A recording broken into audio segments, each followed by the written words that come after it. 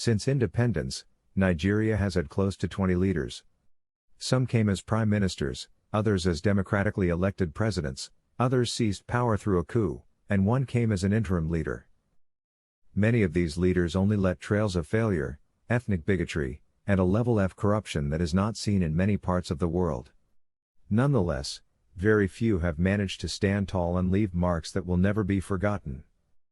One of such is the country's 14th president, His Excellency, President Umaru Musa Yar'adua. Although he only ruled for less than 3 years, he is the president Nigerians will never forget in its history, and this is why. President Umaru Musa Yar'adua became Nigeria's president in 2007, at the end of the tenure of President Olusegun Obasanjo. Although his legacy as the governor of Katsina State was there for everyone to see, not many welcomed his nomination because he was soft-spoken and considered a pawn to the former president. A devout Muslim who promised to have a government that could be trusted and one that would abide by the rule of law, he kept to his words, doing all in his power not to disappoint. Umaru Musa Yar'adua became the very first president in the history of the country to declare his assets ahead of the polls.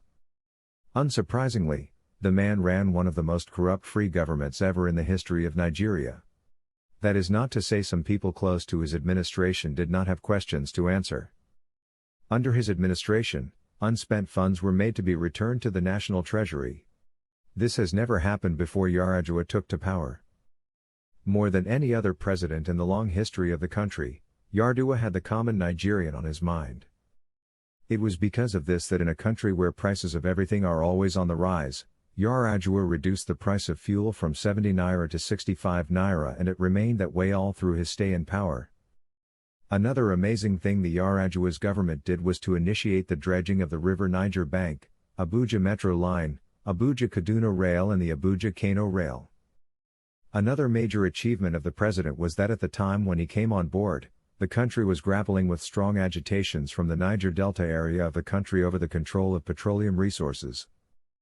Yar'adua dialogued with militants from the region and he came up with the amnesty program that fixed the region to this day. Shortly before the Obasanjo government left power, the administration rashly sold 2 of the country's refineries worth billions of dollars to Dangote for a meager $750 million. As soon as he came to power, thanks to the influence of Obasanjo, Yar'adua shocked the country by reversing the sale. This made it clear to anyone who thought he would be a pawn, that he was his own man. Another significant achievement of the Yar'adua administration was the release of 10 billion naira local government council funds to Lagos State.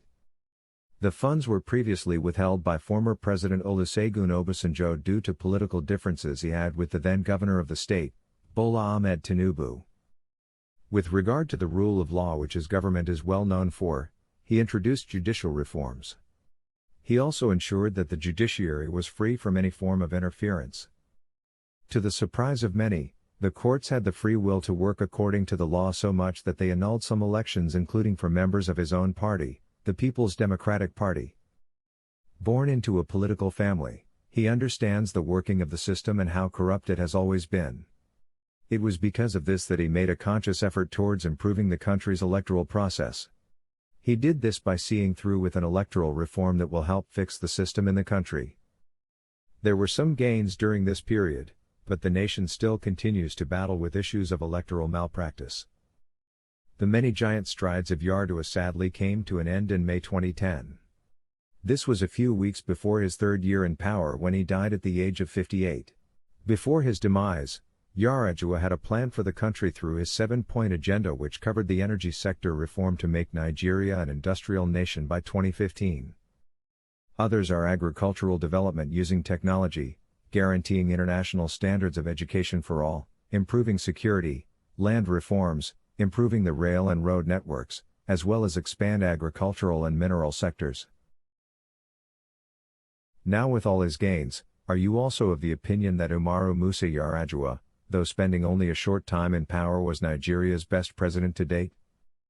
Let us know in the comment section, and don't forget to like, share and subscribe.